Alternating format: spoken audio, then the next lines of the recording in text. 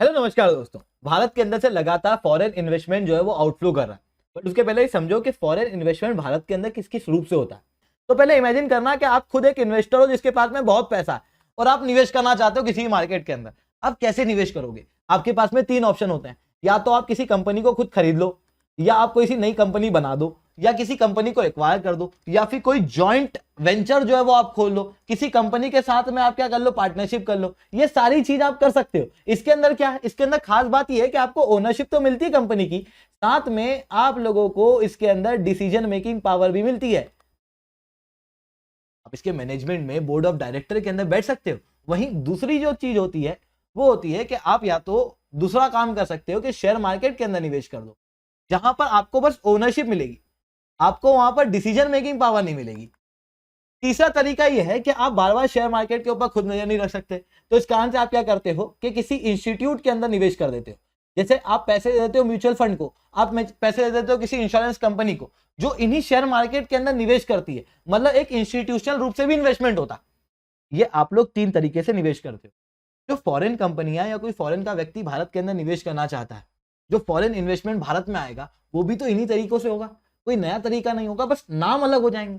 तो यहां पर नाम अलग हो जाते हैं, फॉरेन डायरेक्ट इन्वेस्टमेंट यानी कि एफडीआई। एफडीआई क्या होता है? एफडीआई होता है कि जब कोई बाहर की कंपनी है जो भारत के अंदर निवेश कर रही है, तो वो अगर किसी कंपनी को एक्वायर कर ले, किसी कंपनी के साथ में ज्वाइंट वेंचर खोल ले, या फिर अपनी कोई सी सब्सिडरी भारत के अंदर खोल ले, जहां पर उसके पास में ओनरशिप के साथ में डिसीजन मेकिंग पावर हो, तो वो एफडीआई कहलाता है।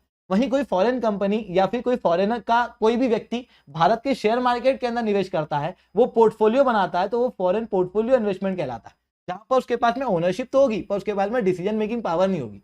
वहीं अगर कोई इंस्टीट्यूशन ऐसा है जो भारत के अंदर एफपीआई लेके आता है, तो उसे हम लोग कहते हैं फॉरेन इंस्टीट्यूशन इन्वेस्टमेंट। ये समझे? अब आप एक और बात समझना है कि जब मैं एफडीआई की बात कर रहा हूं, फॉरेन डायरेक्ट इन्वेस्टमेंट की, जहां पर भारत के अंदर इन्होंने कंपनी खोली है कोई सी, है ना? मतलब एक लॉन्ग टर्म का निवेश किया है, जहां पर डिसीजन मेकिंग पावर है। सीधी सी बात है, आप अगर कंपनी खोलोगे तो आज आपने खोली हो कल बंद कर लोगे, ऐसा तो नहीं करोगे आपने, क्योंकि उसके लिए एक हेडक्वार्टर बनाया है, आपने कई सारे लोगों को यहाँ पर इंप्लॉय रखा है। तो ये वाला जो निवेश होता है, कहा जाता है कि लॉन्ग टर्म निवेश होता है। वहीं एफपीआई और एफआईआई जो होते हैं, ये इन्वेस्टमेंट शॉर्ट टर्म होते हैं। ये कल को अगर मान लो कि मार्केट डाउन गया, आपको लगा कि मेरे पैसे डूब जाएंगे, तो आप मार्केट से इमीडिएटली अपने पैसे निकालना शुरू कर देते हो।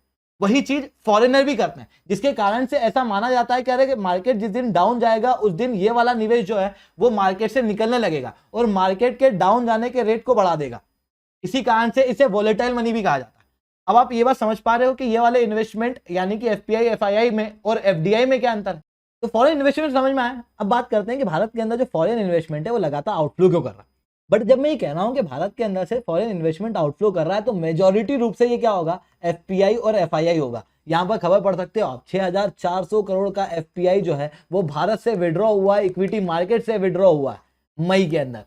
नॉट जस्ट दिस, इसके पहले के भी ट्रेंड कुछ इसी प्रकार थे। मार्च के अंदर 5.4 बिलियन डॉलर का एफपीआई जो है वो भारत से आउटफ्लो किया था। फाइनेंशियल ईयर 2022 के अंदर 15.7 बिलियन डॉलर का एफपीआई जो है वो आउटफ्लो कर चुका है। वहीं आप देखोगे तो 2020 और 2021 के अंदर भारत के अंदर भारी एफपीआई आई थी।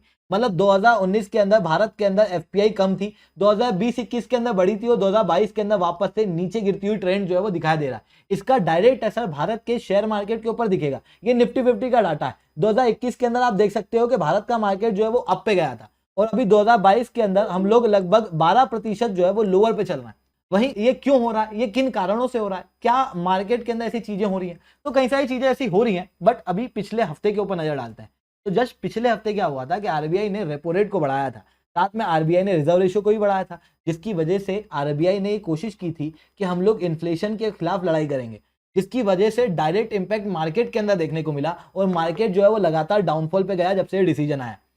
ये डिसीजन केवल भारत में ही नहीं आया, ये डिसीजन यूनाइटेड स्टेट्स में भी आया। यूनाइटेड स्टेट्स के अंदर अभी तक का सबसे बड़ा इंटरेस्ट रेट का राइज हुआ है पिछले 22 साल में, क्योंकि वहां पर भी इन्फ्लेशन बढ़ रहा है। इंग्लैंड के बैंक ऑफ इंग्लैंड के अंदर पिछले 13 साल का सबसे ज्यादा इंटरेस्ट रेट बढ़ा है इन्फ्लेशन की लड़ाई के खिलाफ, क्योंकि वहां पर इन्फ्लेशन 10% तक ज्यादा बताया जा रहा है। पूरे विश्व के अंदर महंगाई दर बढ़ रही है, एक कारण यह है जिसकी वजह से फॉरेन इन्वेस्टर बैकफुट पर जा रहे हैं। वहीं पूरे वर्ल्ड के अंदर बहुत स्कोप अभी नहीं है, क्योंकि जियोपॉलिटिक्स के अंदर हम लोगों को कुछ अलग ही रूप दिखाई दे रहे हैं, जिसके अंदर एक तरफ तो आप चाइना को देखोगे, चाइना के अंदर स्ट्रिक्ट लॉकडाउन लगा है कोविड-19 की वजह से। कोविड-19 की वजह से जब चाइना के अंदर स्ट्रिक्ट लॉकडाउन लगा तो उसकी वजह से क्या हुआ कि ग्लोबल सप्लाई चेन ब्रेक हो गई। ग्लोबल सप्लाई चेन ब्रेक होने के कारण जो फॉरेन इन्वेस्टर है वो बैकफुट पे चले गए और उन्होंने दूसरे मार्केट से अपने पैसे जो है वो वापस निकालना शुरू कर लिए। नॉट जस्ट दिस, अभी रशिया यूक्रेन का वॉर चल रहा है, उसकी वजह से भी सेम इंपैक्ट देखने को मिल रहा है, जिसके बाद में केवल भारत के अंदर से ही एफपीआई आउटफ्लो नहीं हो रहा, बल्कि ताइवान, कोरिया, फिलीपीन जैसे कई सारे देशों के अंदर यही ट्रेंड जो है वो दिखाई दे रहे हैं। अब भारत के अंदर से एफपीआई लगातार आउटफ्लो हो रहा है, तो अभी भारत के अंदर कितना निवेश बाकी है, कितना एफपीआई बाकी है? तो एनएससी की 500 कंपनियां जो हैं, वहां पर अगर फॉरेन फंड की बात करूं तो फॉरेन फंड 19.5% है, मतलब लगभग 619 बिलियन डॉलर का फंड जो है वो एफपीआई के रूप में भारत के अंदर देखने को मिलेगा। अब इसकी वजह से क्या प्रॉब्लम हो सकती है वो हम लोग समझेंगे, बट उसके पहले आप लोग मेरे साथ में SRC10 टेलीग्राम ग्रुप के ऊपर जुड़ सकते हो। अनअकैडमी के ऊपर अगर आप लोगों को सब्सक्रिप्शन लेना है तो आप कोड यूज कर सकते हो SRC10, जिसके बाद में आप लोगों को मेरे द्वारा पर्सनली 1-on-1 मेंटरशिप मिलेगी। SRC10 टेलीग्राम ग्रुप के ऊपर इस क्लास की अपडेट, पीपीटी, पीडीएफ आपको मिल जाती है। अब थोड़ा सा ट्रेंड समझो, मैंने आपको क्या बताया, मैंने आपको बताया कि भारत के अंदर जो एफपीआई है वो पहले 2019 में कम था, उसके बाद ये बढ़ा था, फिर नीचे गया था, 2022 के अंदर नीचे गया, 2021 के अंदर ऊपर था। यही ट्रेंड आपको देखने को मिलेगा। मार्च 2019 के अंदर एफपीआई जो है वो 19.3% पे था। मार्च 2021 एफपीआई जो है वो 21.2% पे चला गया, जो अभी तक का पिछले 5 साल का सेकंड हाईएस्ट था। वहीं 2022 मार्च के अंदर 19.5% पे आ गया, वापस से नीचे आ गया, जो पिछले 3 साल का सबसे लोवेस्ट है। तो ये ट्रेंड हम लोगों को कुछ इस तरीके से दिखाई दे रहा है। पिछले 5 साल के अंदर जो लोवेस्ट एफपीआई भारत के अंदर दिखा था वो 18.6% था दिसंबर 2017 के अंदर। वहीं दिसंबर 2021 के अंदर सबसे ज्यादा एफपीआई हम लोगों को देखने को मिला था 21.4%, क्योंकि इस समय पे मार्केट जो है वो ग्रो कर रहा था। वहीं जब भारत के अंदर से एफपीआई बाहर जा रहा है तो उसकी वजह से असर जो है वो डायरेक्टली भारत की अर्थव्यवस्था के ऊपर दिखना चाहिए, जिसके अंदर भारत के अंदर शेयर मार्केट के ऊपर असर दिखना चाहिए। भारत का शेयर मार्केट अचानक से डाउन जाना चाहिए, ऐसा हो नहीं रहा है, क्योंकि भारत के अंदर डोमेस्टिक इन्वेस्टर रोल प्ले कर रहा है। एक तरफ तो एफपीआई जो है वो शेयर मार्केट से पैसे निकाल रहा है, जिसकी वजह से शेयर मार्केट डाउन जा रहा है।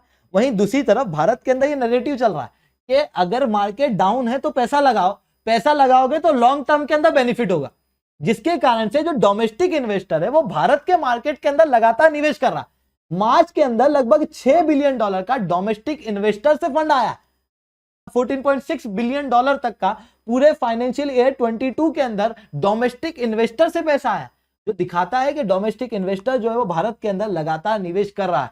और डोमेस्टिक इन्वेस्टर की वजह से ये जो एफपीआई का लॉस है उसका असर बहुत ज्यादा भारत के मार्केट पे नहीं दिख रहा है। पर अब देखना यह है कि ये कितने समय तक चलता है, मतलब कितने समय तक डोमेस्टिक इन्वेस्टर जो है वो एफपीआई के लॉस को यहाँ पर बैलेंस कर पाते हैं।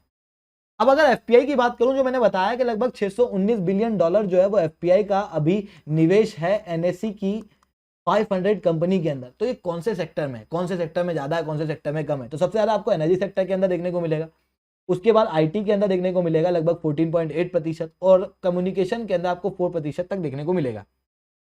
ये सारे ट्रेंड तो थोड़े नेगेटिव दिखाई दे रहे हैं, पर आपको ये बात भी समझ में आ रही है कि यार ये ट्रेंड केवल भारत में नहीं है, पूरे विश्व के अंदर है। पर जब मैं इमर्जिंग मार्केट की बात करता हूँ तो इमर्जिंग मार्केट फंड है जो कि इमर्जिंग इकोनॉमिक्स के अंदर निवेश करता है। ये जो इमर्जिंग मार्केट फंड है इसके द्वारा भारत के अंदर निवेश लगातार बढ़ाया जा रहा है। पहले जो भारत के अंदर निवेश कम हुआ करता था, 12.5% के आसपास, 13% के आसपास हुआ करता था, वो आज भारत के अंदर निवेश 19% तक पहुंच चुका है। वहीं चाइना जो कि इन इमर्जिंग मार्केट फंड्स का बहुत ही फेवरेट जगह रहा है, वहां पर निवेश जो है वो कम होता हुआ दिखाई दे रहा है। पहले जो 42% पे था वो अब 33%, 34% पे आ चुका है चाइना के अंदर, जो दिखाता है कि चाइना के ऊपर से ट्रस्ट कम हो रहा है और भारत जो है वो एक बड़ी इमर्जिंग इकोनॉमी के रूप में सामने आ रहा है। तो भारत के अंदर मतलब एक अजीब सा ट्रेंड दिखाई दे रहा है, जहां पर एक रूप से तो एफपीआई बाहर जा रही है, तो दूसरी तरफ जो इमर्जिंग मार्केट फंड है वो भारत के ऊपर भरोसा कर रहे हैं, तीसरी तरफ जो भारत के जो डोमेस्टिक फंड है वो भारत के ऊपर भरोसा कर रहे हैं। तो एक ट्रांजिशन पीरियड के अंदर भारत जो है वो भी दिखता हुआ दिखाई दे रहा है। तो दोस्तों आज के लिए इतना ही रखते हैं। लेक्चर अच्छा लगा तो लाइक करो, लेक्चर बहुत अच्छा लगा तो नीचे SRC10 कमेंट करो। अगर आप लोगों को अनअकैडमी के ऊपर सब्सक्रिप्शन लेना, इट्स अ हाई टाइम, आप लोग सब्सक्रिप्शन ले सकते हो, कोड यूज कर सकते हो SRC10, जिसके बाद में आप लोगों को मेरे द्वारा पर्सनली 1-on-1 मेंटरशिप मिलेगी। अगर आप लोगों को अनअकैडमी के ऊपर सब्सक्रिप्शन के अलावा इस लेक्चर की पीपीटी पीडीएफ प्राप्त करनी है तो भी आप SRC10 टेलीग्राम ग्रुप के ऊपर मेरे साथ में जुड़ सकते हो। तो आज के लिए इतना ही। जय हिंद, जय भारत।